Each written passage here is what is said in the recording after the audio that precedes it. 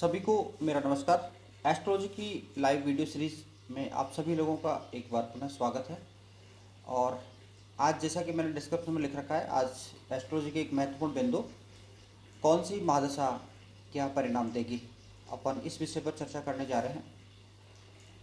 देखिए, एस्ट्रोलॉजी एक ऐसा वाइड विषय है, एक ऐसा बहुत बड़ा विषय है जिसका कि जितना अध्ययन किया जाए उतना कम है, और उसका पूर्ण रूप से एक्सपर्ट होने के लिए एक जीवन कम पड़ता है।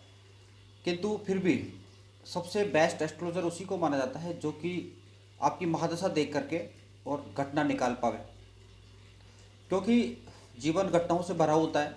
और जब से मनुष्य का जीवन होता है उसके बाद में जीवन को यदि घटनाओं का चक्कर कहते हैं या घटनाओं का क्रम कहते हैं तो कोई अतिशयोक्ति वाली बात नहीं है। इन्हीं घटनाओं का पूर्वानुमान लगा करके और घटनाओं का तो सटीक तरीके से व्याख्या कर दी जाए उसको भविष्य कथन या भविष्य पल कहा जाता है। और एस्ट्रोलॉजर के पास कोई भी व्यक्ति अगर अपनी जन्म पत्रिका लेकर के आता है तो उस जातक का ये प्रश्न होता है कि मेरे साथ कौन सी घटना कब कब घटेगी, या भविष्य में मेरे साथ क्या क्या घटना होने वाली है, या मेरा भविष्य किस प्रकार का जाने वाला है। ये भविष्य कथन जो होता है यही एस्ट्रोलॉजी का आधार है। और जो ग्रहों की चाल होती है उस ग्रहों की चाल के हिसाब से दशा महादशा बदलती रहती है। और दशा महादशा बदलती है तो कौन से व्यक्ति को क्या रिजल्ट देगी, कौन से व्यक्ति को क्या परिणाम देगी, यही अपने आप में जो एस्ट्रोलॉजी है इसकी गणना कहलाती है। इसमें आज मैंने जो कि डिस्क्रिप्शन में लिख रखा है, शुभ उपाध्याय जी नमस्कार। जैसा कि मैंने डिस्क्रिप्शन में लिख रखा है कौन सा जो प्लेनेट है या कौन सी जो महादशा है वो क्या परिणाम देगी। सबसे पहले मैं शुरुआत लग्नेश से करूँगा। यदि किसी व्यक्ति की लग्नेश की महादशा चल रही होती है, लग्नेश लॉर्ड ऑफ द लग्न को बोलते हैं, एनसेंडेंट का लॉर्ड होता है, और आई थिंक सबसे जो पावरफुल प्लेनेट होता है, या मैं कहता हूँ कि कुंडली का जो निर्धारक है, डिटर्मिनर है घटनाओं का, और जिसको मैं कहता हूँ कि जो अमृत है कुंडली का, वो आपका लग्नेश है। लग्नेश की स्थिति पर डिपेंड करता है वैसे कि वो कहाँ बैठा हुआ है, वो केंद्र में बैठा हुआ है, त्रिकोण में बैठा हुआ है, शत्रु राशि में बैठा हुआ है, मित्र राशि में बैठा हुआ है, पाप दृष्टि से मुक्त है या नहीं है, कुछ ग्रह के साथ युति में है। बहुत सारी चीज़ें मैटर करती है, लेकिन फिर भी जो इम्पोर्टेंट चीज़ है कि लग्नेश अपनी दशा महादशा में आपको एक तो आपका प्रभुत्व होगा, जीवन काल में प्रभुत्वशाली जीवन जीने में सक्षम होंगे। उसके बाद रोग मुक्त जीवन देता है यदि वो पाप मुक्त हो।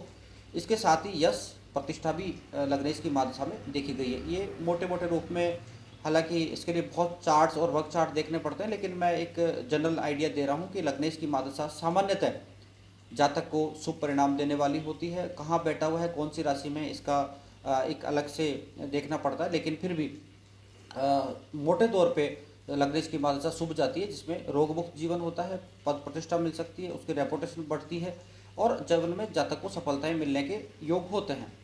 उसके बाद सेकंड हाउस के लॉर्ड की बात करते हैं। सेकंड हाउस का जो लॉर्ड होता है वो वैसे उसको मार्कत्व का अधिकार प्राप्त है। सेकंड लॉर्ड जो होता है वो चूँकि हर कुंडली में जो सातवां भाव और जो सेकंड हाउस है उसके लॉर्ड को अपन मार्केश कहते हैं, ये मार्क घर है, लेकिन फिर भी जातक को बहुत ज़्यादा अनुकूल परिणाम इसमें देखने को नहीं मिलते हैं। डिपेंड करता है कौन से चार्ट में कौन सा ग्रह का बैठा हुआ है, इसके हिसाब से चलता है। तीसरे घर का जो लॉर्ड होता है वो हमेशा जातक को नया इनिशिएटिव देगा, क्योंकि थर्ड हाउस में कॉन्फिडेंस का हाउस है, यानी आदमी कितना उत्साह है वो देखने का लिए थर्ड हाउस देखा जाता है।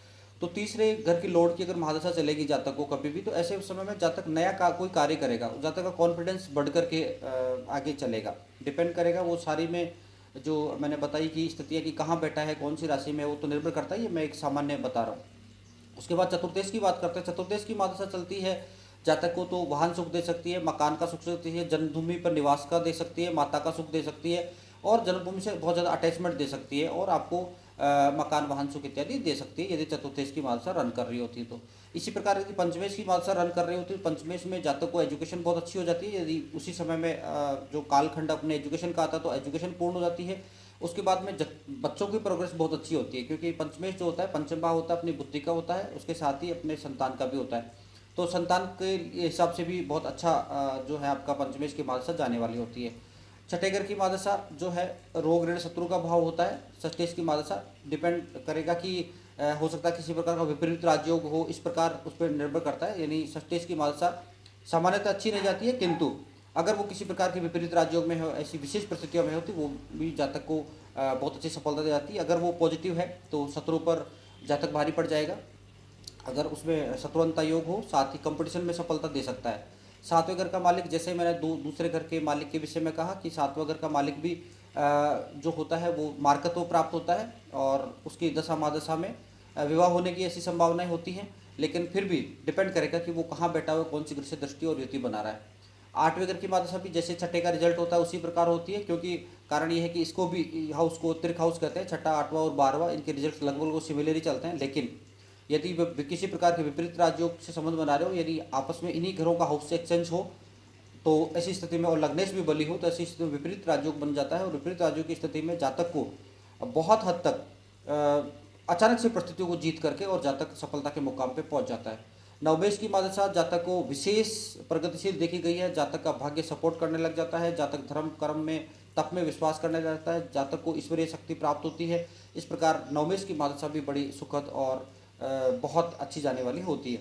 दशमेश की महादशा प्रगति देगी, कर्म क्षेत्र में विस्तार दे देगी, जातक का नाम पद प्रतिष्ठा यश बढ़ा देगी, जातक किसी जॉब में कर रहा तो प्रमोशन के चांस दे देगी। इस प्रकार दशमेश की महादशा भी जातक को बहुत विशेष लाभप्रद होती है।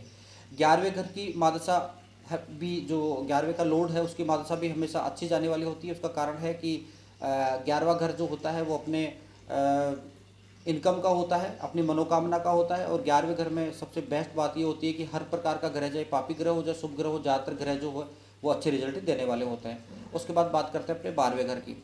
12वां घर है वो वैसे ही 6, 8, 12 के सेम रिजल्ट चलते हैं। मैंने पूर्व में कहा अगर विपरीत राज्यों में स्थितियाँ होगी तो ऐसी स्थिति में जातक बहुत अच्छे रिजल्ट प्राप्त कर पाएगा, अचानक से जातक को समृद्धशाली जीवन जीने का मौका मिल जाएगा।